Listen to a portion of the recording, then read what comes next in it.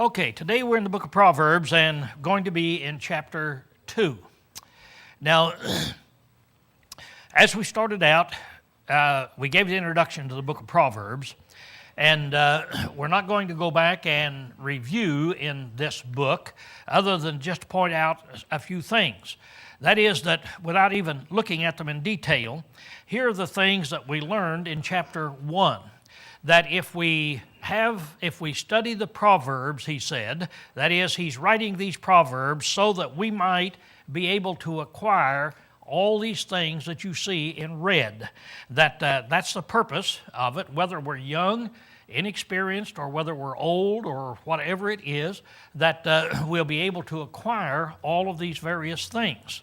Now, as he starts in chapter 2 today, he's going to start delivering these things to us and telling us how to go about acquiring this.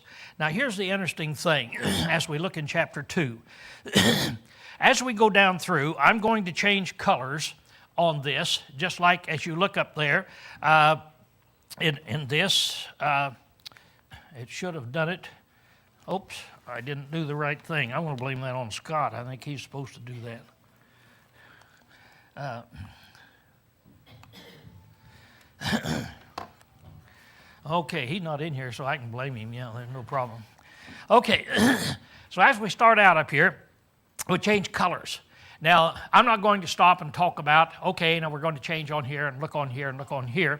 But it's kind of interesting that as we go down through, we're going to see all of these things that he's talked about.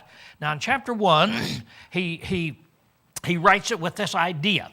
He said, here's the reason I'm writing the book, so that you might be able to acquire these things. Now, in chapter 2, he now is writing and saying, now you do this, and you will be able to acquire these things. I put it up here just so we can see how that it overlaps, how that the writer isn't getting off of the subject. The writer is developing the subject, showing us how that we can know these various things. Now, keep in mind, in the first 9 chapters of the book, he's going to be talking in Proverbs, but it's going to be in a lengthy discussion, that he'll talk about things and it will take several verses to be able to exhaust what he has to say about it. Now, when you start in chapter 10, all of a sudden it changes. He said, now the Proverbs of Solomon are, and then he starts, and then it's every sentence has an impact. It has something to it there. But here, why, it's more of a story as we go down through in this thing. As we look at it, a lot of times when I've taught the book of Proverbs, in fact, probably every time I've taught it, why, I wanted to get through in a certain period of time. And so I would kind of discuss the first 9 chapters in one lesson. And then I would get in and then I would talk about all of these Proverbs. And in the first 9 chapters, you could summarize it in one way, and another way you can't do it. You could summarize the first 9 chapters in this, and that is that wisdom is given the life of a human being. And it's though a human being is talking, except it's wisdom that's doing the talking. So Mrs. Wisdom is telling us what to do if we want to acquire her.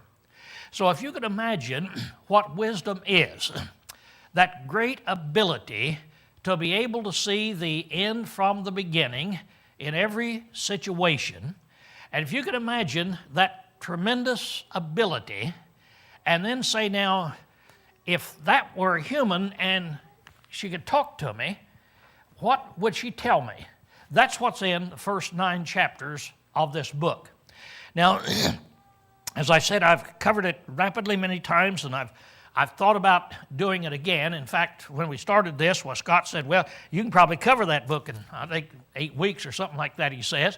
But I'm going to stop, and I'm going to take probably each chapter, one class in each chapter. I'm going to go as fast as I can here. But it's just so packed full of wisdom that I don't want to skip over too much of it as we go. Excuse me. This morning here, I woke up yesterday with somewhat of a cold here, and so having this little throat problem. So now he starts out and says, my son. Now keep in mind again, this is not a father talking to a child. This is wisdom talking to a child. Wisdom is calling you my son. So think about that. If wisdom now is calling you as its son, here's what it says. My son, if thou wilt receive my words and lay up my commandments with thee, so as to incline thine ear unto wisdom and apply thy heart to understanding. Now, might stop there, and you stop and look, and you have to think about each one of these words just a little bit, but not too much. When you think about, my son, receive my words, that is, when wisdom is speaking to us, we need to receive what wisdom says. Don't fight against it. Lay up my commandments. When you see certain things that wisdom teaches you that you should do, put that in your heart, so as to incline thine ear unto wisdom. That's an interesting statement. Incline thine ear unto wisdom. You know, all of us incline our ear unto something. That if we were watching a TV program and all sitting there, and whatever comes on, it's a news program or whatever it is, all of us would hear something somebody else didn't hear in some unique way. That is, if you're an artist, your ear and your mind would be inclined to pick up any artistic thing that is mentioned in there.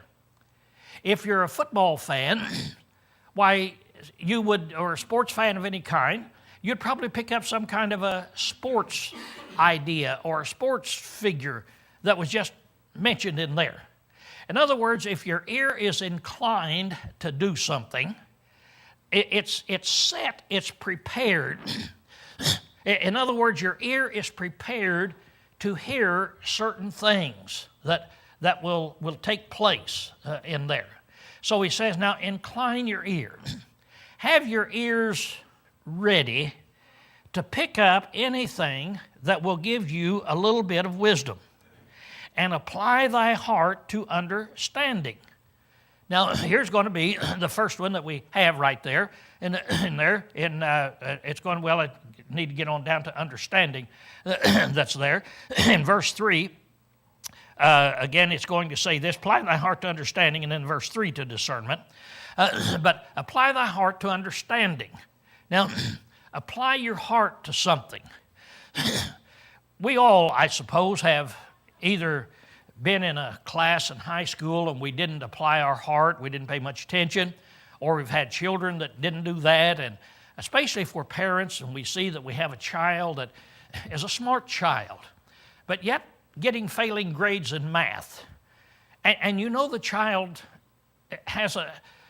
is brilliant. The child has a lot of sense and a lot of knowledge, but the child can't pass a math or English or whatever it is. You know that there's something wrong. You know that they are not doing what he says right here, applying thy heart to understanding. They're not taking their mind and saying, I'm going to grab whatever is out of that. So now he says, apply thy heart to understanding. That should be the goal. We incline our ears to hear wisdom. We apply our heart to understanding what these things are. Yea, if thou cry after discernment. Now there again is that next word that we have. So now notice, he's not just saying, skip along through life. Just skip along through life and do whatever you want to. But he's telling us how to accumulate wisdom. Remember in the last class, he said, wisdom is everywhere. Wisdom is out on the streets. Wisdom is down in the marketplace. Anywhere you turn, you find wisdom talking to you. And you can learn certain things. You learn things to do and things not to do. Now then, he's telling us how that we go about this. As we go about getting wisdom, Of course, James says that if you desire wisdom, what do you say you're to do? What was it, James? James puts it pretty clear. What James say, if you desire wisdom, pray to God, and he will give it to you. Boy, that's good. It's a promise that God will give us wisdom. But you say, how does he do it? Well, over here in the book of Proverbs, he's telling us how he does it. In other words, you don't pray to God for wisdom, then get up off of your knees, and bango, you have wisdom. God is going to give it to you. How's God going to give it to you? He's going to give it to you like he gives you instruction in anything. And that is that through the experiences of life, you're going to have to look for it. You're going to have a mind that wants it and will listen to it. And then we hear these words like, cry out in here. So if thou wilt cry out after discernment. Now when you hear somebody crying out, you know that they really want something. For instance, if I really needed to speak to Steve after class, and so I walk up to Betty and say, have you seen Steve? Yeah, I just saw him heading for his truck. So I go out there and I see Steve, and he's driving out there. Now, if you hear me standing there and I'm crying, Steve, at the top of my voice, you don't have to ask me whether I want to talk to him or not. Right? You know I'm trying the very best I can to get him. That's what we're supposed to do for wisdom. Cry out after wisdom in here. Put that effort. And lift up thy voice for understanding. Another way of saying cry out. So lift up your voice for understanding, that you may understand these. If thou seek her as silver, now we've got the word seek. So look for, seek. Now seek is not, you just happen to run across something. Many of us have walked down the street and we've looked down and we've seen, a dollar bill. My luck is I always see a nickel or a dime. But we see something and we just accidentally see it. We're not seeking for it. Now you can find a few things like this if you're not seeking for it. But if you're seeking, now seeking would be what you'd do for silver. You don't just walk down the street and see a great big pile of silver. If you're seeking after silver, you find, where are the silver mines? Where can I go to find it? You go out, you buy yourself a burro, get all your instruments, go to the mountains, start digging, and many people give their whole life seeking for silver or gold. And I said, that's what I want you to do for wisdom. So become a real seeker, trying to find out what you can see in there. Now, he says, if thou seek her as silver, and search for her as for hid treasure. Again, a treasure that is hid, that's different than just walking down the street and running across a $20 bill some kind. One time Roy Raines was downtown Kirkland, and he was standing on a corner, getting ready to go across the corner, and he looked down, and he saw a $20 bill. And so he reached down and he picked it up. And he thought, boy, that's something, find a $20 bill here. And so he kind of looked around like this, there's another $20 bill. So he went over and he picked it up and said, this is something. He looked on down and he saw a piece of paper and he went down, there's another $20 bill. And so he said, well, I better follow this. And so he followed it and he found another $20 bill. And then he found another $20 bill. And I forget what the total was, a couple $100, something like that. It was a pretty big chunk that he found in that block. Now, he wasn't seeking for it. He went downtown not to find a $20 bill, but he just accidentally ran across it. Then he started looking for it. And as he started looking for it, he started finding more. And so if you start looking, you find just a little bit more. But now what about hidden treasures? That wasn't a hidden treasure. Oh, by the way, Roy said, I know somebody's looking for this money. I know that they's come out of the bank or something and something has happened. So he got all of his $20 bills together. And so he stood there waiting until somebody came along. And they came along and they were looking. And he said, did you lose something? Yeah, I lost a handful of money. I'm stuck up here and in there. And Roy said, well, what was it? Oh, they said $20 bills. And Roy said, would this help you? And he reached in there and he gave it to them. But that's not hidden treasure. Now, when you think about hidden treasure, what is that? What comes to your mind? Thing comes to my mind is this, that you go by one of these machines, you know, that you go along and you scan the ground with, and it tells you if there's any metal that's in there. And people get it, they go under football stadiums, and they go out here and they go out there, and they find all of these things, and they're looking. They find brass belt buckles from the Civil War and so forth, and they're underground. Why do they find it? Because they're seeking for it. They're out there doing whatever they can do. They've got a machine that will help them. And they walk miles and miles and miles and miles. How many miles do you suppose a guy walks before he finds a belt buckle, like I heard the other day, from a Civil War uniform? Why, you'd say, no telling how many miles he's done it. That's seeking for hidden treasures. That's how we need to seek wisdom.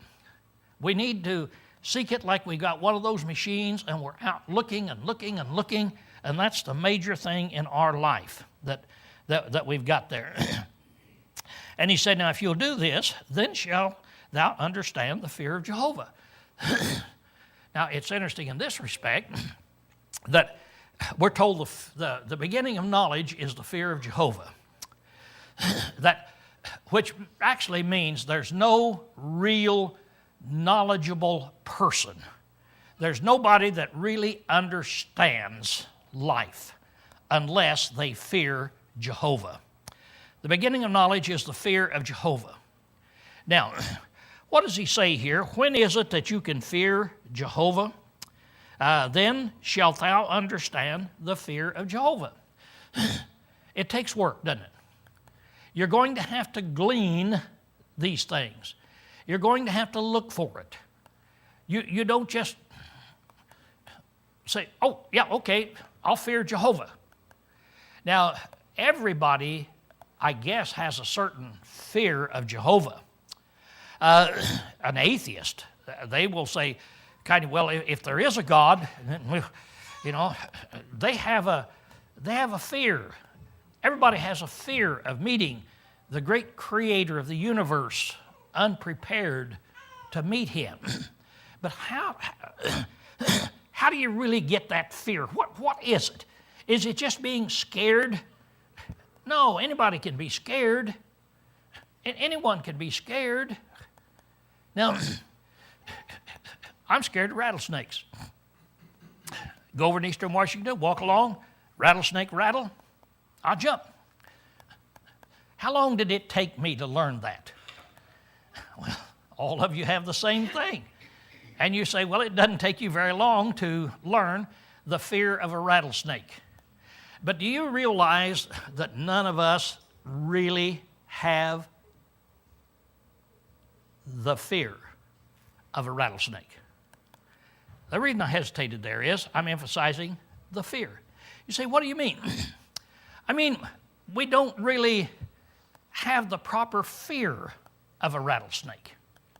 See, the only thing that I have is when I hear them rattle or I see them, I jump. I don't want them to bite me. But if I had the proper fear, I would be able to look down and see that rattlesnake is 3 feet away and know that it couldn't strike me. It's too far away to strike me, and so I wouldn't jump. I just, okay, like that, and walk around it. Or I could walk up to it in a certain way. I saw a guy one time, went to a rattlesnake show when I was in Texas, and they had a big pit dug out about 4 or 5 feet deep, And the thing was about the size, almost as long as this building right here and the size of this platform. And they had hundreds of rattlesnakes in there, just hundreds of rattlesnakes. And this guy gets in there and says, I'm going to teach you something about rattlesnakes. And there'd be a couple hundred rattlesnakes in that corner and 100 over here. And then throughout here, there'd be rattlesnakes, 50, 60 rattlesnakes. And so he would walk over there and he would take his stick and he'd pick up this big rattlesnake and put it out there in the middle. He'll say, now that snake is not dangerous. And he'd walk up around it. Everybody like this. And he'd say, that snake, said people have fear of snake, but that's not it. Said, so as you look at this, we want to learn now about snakes and how to be afraid of a snake. And there's a snake just right there, and it's all up there, and its head's back there, and it's rattling and like this, and he's standing there talking to you like this. Now he said, I want to show you something about this snake. This snake doesn't want to bite me any more than I want him to bite me. So I'm going to show you. I can make him back up. So he stops, and he starts walking toward him like this. And as he get up there, just about this far, that snake back there like this and just rattling, and he'd take his foot and move it another couple of inches, and that snake would just rattle louder and louder, and then he'd move it a couple of inches. He got his leg up there about that far from that snake. That snake is backed up like this, and boy, and is a big snake. And finally that snake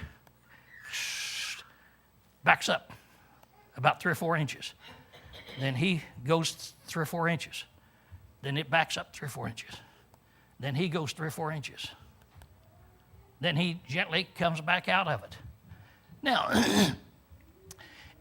what I'm saying is, if you want to have a fear of rattlesnakes, you see, you have to learn the proper fear. Now, I'm scared of them. You're not going to see me doing that. And I get up there close, and as soon as the snake rattles, I'm going to jump. But if you have the proper fear, the respect, know when that rattlesnake is dangerous, know what that rattlesnake will do, not just what you think it will do. If you have that, you can get in the snake pit and you can do what that guy did. Now, I'm not about to try to find out the fear of a rattlesnake. It's not interesting. But the fear of God, what does it really mean? When you fear God, you'll keep His commandments. When you truly fear God, what kind of respect will you have for Him? What will you do with your life? Fearing God, what I'm trying to say, is a big thing. It's much more important and much bigger thing than finding out about that rattlesnake. And when we take a look at fearing God, we might come up and we might say, wow, I didn't know any more about fearing God than I did about that rattlesnake. But anyway, then you're going to fear God, and you're going to find the knowledge of God. You'll learn about Him, and you'll learn what God is like. For Jehovah giveth wisdom. Out of His mouth cometh knowledge and understanding. So now God will give you wisdom. But how? By seeking, looking, inclining your ear, doing all of these things. Now, in verses 7 through 11, He's going to give you some positive things. He's going to give you some positive things, and He's going to tell you certain things. He said, He layeth up sound wisdom for the upright. He is a shield to them that walk in integrity. So now, Jehovah will guard you in your paths of justice. And of course, we have justice that is going on in there, as He's already talked about. He'll guard you in this, and you'll learn what real, true justice is, and preserve the way of His saints. Then shalt thou understand righteousness and justice. Once you glean that wisdom, then you can finally understand what real justice and righteousness is. What does it mean, righteousness? Okay, I'll give you a definition. Now, when you give you a definition, that doesn't mean that we understand it. All you got to do to get a definition of any word is to go to the dictionary. You go to the dictionary and it will give you the definition. But how many definitions in a dictionary, after you've read it, you say, I still don't understand what that what that really means. So now what is righteousness? Righteousness is doing the right thing to your fellow man. You say, well, anybody can understand that. No, we can't. No, you can't understand it. What is the right thing? Well, the right thing is not always the most pleasant thing, is it? A lot of times we say, well, the right thing is to say something or do something to make a person happy. Well, sometimes it is and sometimes it's not. Sometimes the right thing is not to make a person happy. It's to make a person sad. And justice. What really is that? Just. It means it's doing what is fair. What really is fair in a situation? In order to make a judgment on these things, there's a whole lot to consider. And that's what God is saying. If you do all these things, I'll give you this. And he said equity and every good thing. This equity is fairness that's in there, you see, that you've got. Now, he goes on and he says, for wisdom shall enter into thy heart, and knowledge shall be pleasant unto thy soul. Discretion shall watch over thee, understanding shall keep thee. So if you do this, you're going to get it, and you're going to get this discretion and this understanding, and it will preserve thee. Now, the only thing I want you to get out of this chart up here is I want you to look at how many of them now has been turned yellow. Now, all of these things he gave us in the first few verses of chapter 1. He said, here's the reason I'm writing. Now, in chapter 2, he says, if you will do this with wisdom, here's what you will get. So you see, he's developing his plans, and instruction and prudence are the only two that he doesn't bring up and talk about in this particular thing here. All right, he goes on now in verse 12 through the remaining of the chapter, and now then we're going to get some negative benefits, telling you things you can't do. He said, now wisdom will deliver thee away from the evil, from the men that speak perverse things, who forsake the paths of uprightness, who walk in the ways of darkness, who rejoice to do evil, and delight in the perverseness of evil, who are crooked in their ways and wayward in their paths. Now, think back to chapter 1. What kind of people did he tell you to stay away from? Well, it's these evil people. Here, he tells you what wisdom will do. Wisdom here will keep you from these people. So in chapter 1, where he says, stay away from it, now then here he tells us that if you've got wisdom, you're going to stay away from people who live this kind of life. So you look and you see if they live that kind of life, what do? You get away from them. Then in verse 16, through the rest of the chapter, he's going to tell us about the danger of one of the most dangerous things in the world from Adam and Eve to now. The thing that has destroyed more men than the atom bomb, all the wars put together. What is it? The most destructive thing that we've got. And here he's going to talk about fornication or adultery. These sexual sins. These sins that capture people and destroy people. He said, now here's what wisdom will do to you. Wisdom will deliver thee from the strange woman, even from the foreigner that flattereth with her words. Now, if we had time, we could go into details on this, and sometimes I preach a sermon on it, about what does a woman have to be able to conquer a man? Well, here's one thing, and that is strange woman, a woman that you're not familiar with, and so there's an enticement there. And then flattereth with her words. She knows how to speak and say things to make you feel like a real he-man and begin to draw you in. And so she has those words that she has in her female vocabulary that forsaketh the friend of her youth. But here's what she does. She forsakes the friend of her youth and forgetteth the covenant of her God. Now the friend of her youth is her husband. She forsakes him and she forgets the covenant that she's made with God for one man, one woman for a lifetime. For her house inclineth unto death.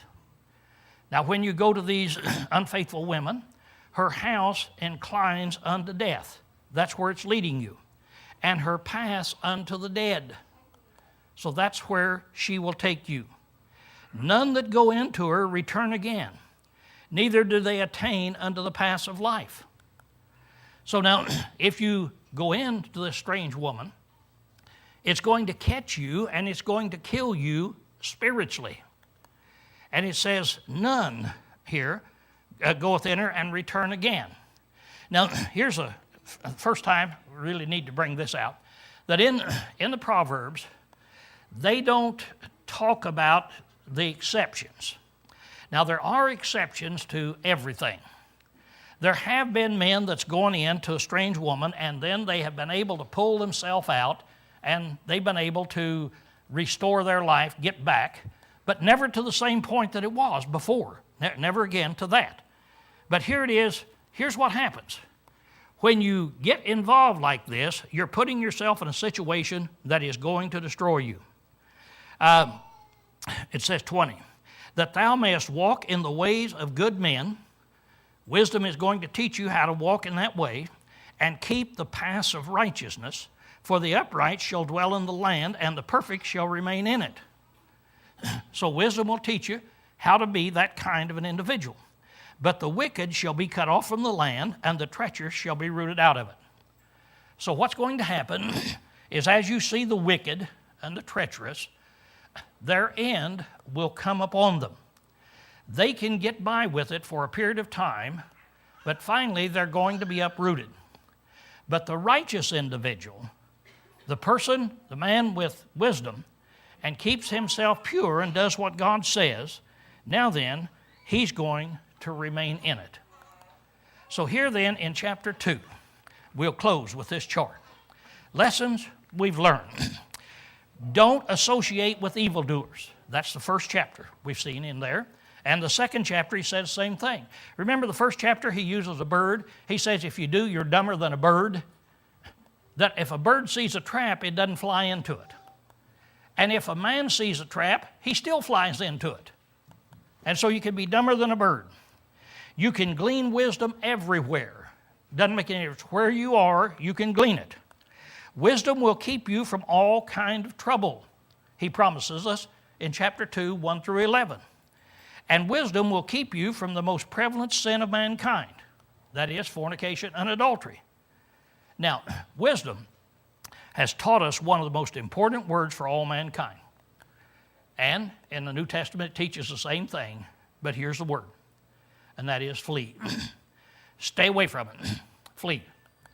When you get enticed and get in these things of enticement, don't use any excuse of, well, when I do this, then I will get out. When I do this, I will do something. No, sir. When you find yourself in that dangerous situation, you run, you flee just as fast as you can possibly flee. If you find yourself with a rattlesnake and you're up there and you look down and you see that rattlesnake right there, what kind of instruction do you think I'd give you today? Would I say, now, let me tell you something. That rattlesnake won't always bite you. So what I'd do before I'd run from that rattlesnake is, why don't you stay around a little bit and play with him and just see how long it takes for him to strike. Is that what you would expect me to say? Or would you expect me to yell and say, get out of there? That's what the Proverbs says. So we need to learn that word, flee, because it's a good Bible word. And what does it mean? No time to talk about it today. You could write a book on what flee means, couldn't you? Okay, with that, class dismissed.